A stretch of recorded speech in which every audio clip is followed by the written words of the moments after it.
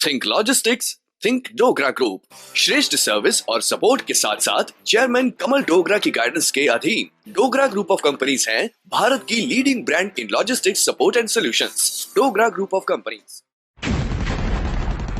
10 kilo का uniform, 12 kilo का ammunition, 15 KG का रक्सैन। एक सोल्जर जंग में दुश्मन से ये सब पहन के लड़ता है और आप एक मास्क पहनने में हिचकिचाते हैं। यही तो है आपका हथियार कोरोना से लड़ने के लिए। तो एक सोल्जर आपसे कह रहा है, बनिए कोरोना सोल्जर, मास्क पहन के। नमस्कार, समाचार सड़क के इस प्रसारण में आप सबका फिर से स्वागत है। हमारे पिछले प्रसारण में हमने आपको गणेश धोबी की कहानी सुनाई थी, भाग 1 और 2। गणेश धोबी हाईवे का एक ड्राइवर है जो मुझसे मिलने के लिए कलकत्ता के नजदीक दानकुनी होटल में पहुंचा था। यह हमारी पहली रूबरू थी। एक दूसरे को जानने की उत्कंठता हम दोनों के ही मन में थी। वह होटल के रूम में पहुंच तो गया था, लेकिन उसे भा नहीं रहा था एसी के कमरे में बैठना।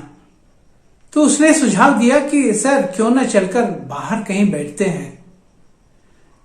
गर्मी के महीने की धूप और बाहर कुछ हवा भी नहीं चल रही थी। कुछ मुझे अटपटा तो लगा, लेकिन भगवान मेहमान होते हैं।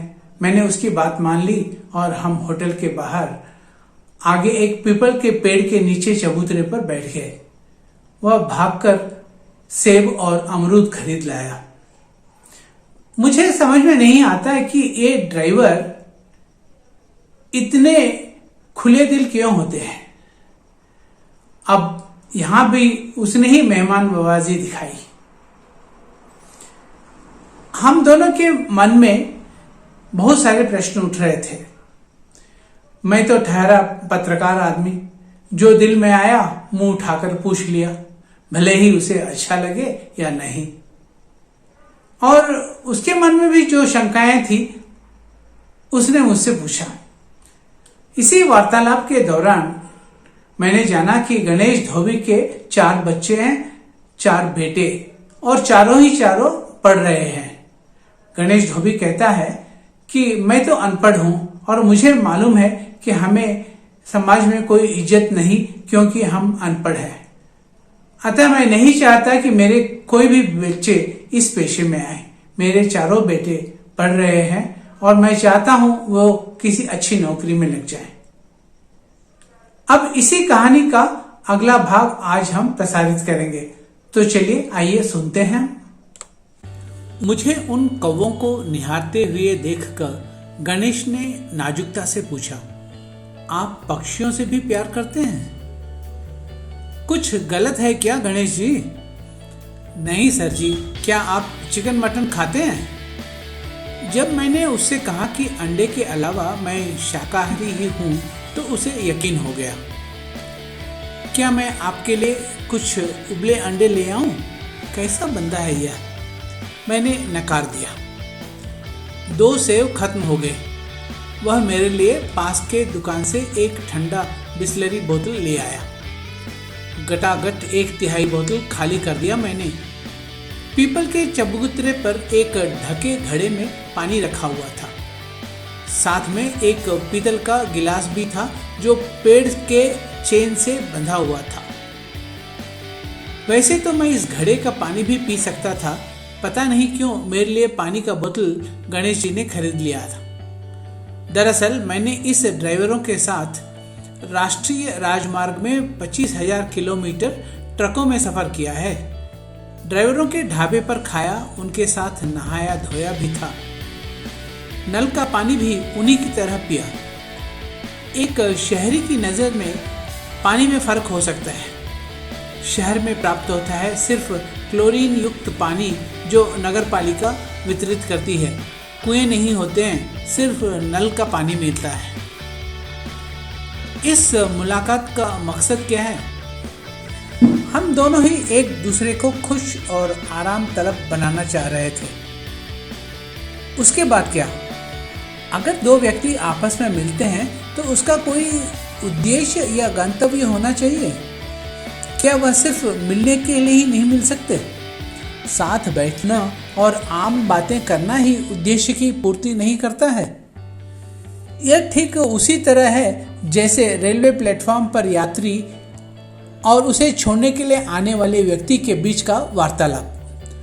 उनके पास आपस की बातचीत में कुछ ठोस नहीं होता, क्योंकि उन्हें जो कुछ भी एक दूसरे से बोलना था वह तो रेलवे स्टेशन आने के पहले ही बातचीत हो चुकी थी। यहाँ तो सौजन्यता की खातिर बातचीत की विविधता होती है। प्लेटफॉर्म से गाड़ी छूटते ही क्या हमने रात की एक लंबी सांस नहीं भरी? क्या यह सच नहीं कि हम दोनों ने दर्जनों बार फोन पर निरंतर बातचीत की है, बिना एक दूसरे को पिछले 2 सालों में देखे? अब मौन की छाया है। क्या चल रहा है? आप कलकत्ते में कैसे हो? आपकी पार्सल गाड़ी कहाँ है? कलकत्ते के VRL क्रॉस डॉकिंग पर खड़ी रखी है क्या अपनी गाड़ी? वापस गाड़ी भाग चलाने में और कितना वक्त है? बंदूक से निकली हुई गोलियों की तरह मेरे मुंह से लगातार प्रश्नों का बौछार हो चला, मानो क्षितिज में उड़ते हुए कबूतरों का निशान लगाता हुआ। गणेश जी ने नजरें ऊपर उठाईं और पहली बार मैंने उसकी आंखों में उदासीनता की झलक देखी। शब्द नहीं थे। कुछ तो उसे परेशान कर रहा था। क्या थी आखिर उसकी परेशानी? बोलिए गणेश जी। चुपचाप हाथों में पड़ा कागज का पुलिंदा उसने मेरी ओर बढ़ा दी। ये कागज क्या है गणेश जी? अरे ओ साहबा, कोरोना वायरस से बचने के कितने उपाय रे? सरदार 3। अरे साहबा, डरो मत रे, बोलो बोलो। सरदार, पहला है लोगों से दूरी बनाए रखना, बार बार साबुन से हाथ धोना या सैनिटाइज करना, और सबसे जरूरी है घर पे रहना। अधिक जानकारी के लिए संपर्क करें स्टेट हेल्पलाइन या 24 घंटे वाली national helpline toll free number 1075। अचानक से महिलाओं और बच्चों का एक झुंड पेड़ के नीचे चबूतरे पर आ गया जहाँ की हम बैठे हुए थे। हमने उन्हें बैठने की जगह दी। शांति भंग हो गई, संतुलन खो गया। हमने उठकर सड़क की जंक्शन की तरफ कदम बढ़ाए। 15 मीटर की दूरी होगी। डानकुनी टोल प्लाजा काफी नजदीक है, आइए चलते हुए बात करेंगे, गणेश ने सुझाव रखा। नजदीक मतलब कहाँ? कितनी दूर? मैंने पूछा। आप शहरी लोग चलने से कतराते हो। चलना सेहत के लिए अच्छा है। मेरी मांसपेशियां तो देखिए, कहते उसने अपने शर्ट की दाहिनी बांह को ऊपर किया और अपनी बांह की मछलियों को दिखाने लगा। चलो, मैं काफ़ी प्रभावित हो गया हूँ। ई रिक्शा वाले हमारी ओर आतुरता से देख रहे थे कि क्या हम उनकी सेवा का इस्तेमाल टोल प्लाजा तक करेंगे या नहीं। मुझे तो इच्छा हो रही थी कि रिक्शे में बैठ जाऊं, लेकिन गणेश ने मुझे बगल खींच लिया। देखिए, वह रहा टोल प्लाजा। क्या आपको नजर नहीं आ रहा है? क्या 100 किलोमीटर दूर है? इतनी दूरी भी आप नहीं चल सकते? वास्तव में वह मुझे डांट रहा था। मुझे इस तरह खींचना अच्छा ही लगता है। उतनी दूर? गणेश ने मेरे मन की बात भांप ली। चलते चलते मैं अपनी कहानी बताऊंगा, उसने ब्रह्मास्त्र चलाया। मैं कहानी के लालच में आ गया। गणेश बेरोजगार है, हकीकत को उसने सामने रखा। VRL लॉजिस्टिक्स से उसकी सेवाओं को बर्खास्त कर दिया गया है, हमारे मिलने से सिर्फ 2 दिन पहले। यही कारण है कि वह वापस कोलकाता आ गया। अपने भविष्य की बात सोच रहा है। काम तो उसे करना ही है, दूसरा कोई उपाय नहीं। 4 पढ़ते हुए बच्चे, रोटी कमाने वाला वह अकेला व्यक्ति। मुझे लगता है उसकी पत्नी कुछ कपड़े धोने और इस्त्री करने का काम कर लेती है, घर की आमदनी को बढ़ाने के लिए। क्या हुआ, क्यों?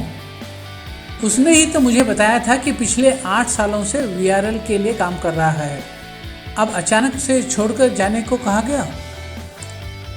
सर जी, इन कागजों को पढ़िए। मेरे हाथों में पड़े उन कागजों की ओर इशारा करते हुए उसने विनती की। कागजों को पढ़ने से कहीं अच्छा खुद उसके मुख से आप बीती सुनना। मैंने उसे अपनी आप बात सुनाने के लिए प्रोत्साहित किया। संक्षेप में, कुछ महीने पहले विजयवाड़ा से कोलकाता शीघ्र नष्ट हो जाने वाला एक माल वह ले जा रहा था। रास्ते में एक मुसीबत में वह फंस गया। उसके पास बेहाती यानी ट्रांजिट परमिट नहीं था। पश्चिम बंगाल की सीमा पर उसे चालान कर दिया गया और उसकी गाड़ी जब्त कर ली गई। वीआरएल के प्राधिकारी भारी दंड का भुगतान कर गाड़ी छुड़ा ले गए। अब कंपनी का दावा है कि दंड की राशि ड्राइवर को वापस देना होगा। हालांकि यह घटना मार्च महीने की है। वीआरएल मैनेजमेंट ने उसे सितंबर महीने में बुलाकर दंड के रकम की भरपाई करने को कहा। वापस उसे काम पर लगाने का उनका यह शर्त था। गणेश ने उनसे विनती की कि दंड की राशि को माफ कर दिया जाए और वापस उसे काम पर लिया जाए। उन्होंने नहीं माना। उनका कहना था कि वीआरएल कोई खैराती संस्था तो नहीं है जो ऐसे निर्णय ले सके। यह एक व्यापारिक संस्था है जिसका उत्तरदायित्व तो अपने शेयर होल्डर्स के प्रति होता है। मैं भी उसमें शामिल हूँ। मैंने कागजों को निकालकर पढ़ा। 2 प्रतिलिपियां थी। एक रिहाई आदेश वाणिज्य कर अधिकारी द्वारा जारी और दूसरा एक प्राधिकरण पत्र है जो यह दर्शाता है कि संबंधित ट्रक वीआरएल का है, जिसकी अवधि दिसंबर 31, 2015 को समाप्त होती है। हाल ही में कंपनी ने गणेश धोबी को 52,442 रुपये चुकाने को कहा, जिसके बाद उसके ड्राइवर कार्य को फिर से बहाल किया जाएगा। हालांकि यह उसके बर्खास्तगी का पत्र नहीं था। बर्खास्त तो उसे किया जाता है जो कंपनी की नौकरी में हो। गणेश तो किलोमीटर के हिसाब से गाड़ी चलाने वाला ड्राइवर है। वीआरएल लॉजिस्टिक्स सुरक्षित है, इसमें कोई संदेह नहीं। हाँ, गलती गणेश की ही है। बतौर एक चालक के उससे उम्मीद की जाती है कि उसे ट्रांजिट परमिट पास के तौर तरीकों का ज्ञान हो और वह उसका पालन कर सके। यह सभी ट्रांसपोर्ट कंपनियों का मापदंड है। ड्राइवर का काम सिर्फ गाड़ी चलाना ही नहीं है, माल लादने से लेकर गंतव्य स्थान पहुंचाने तक विभिन्न प्रकार की जिम्मेदारियों को निभाना भी उसकी ड्यूटी है।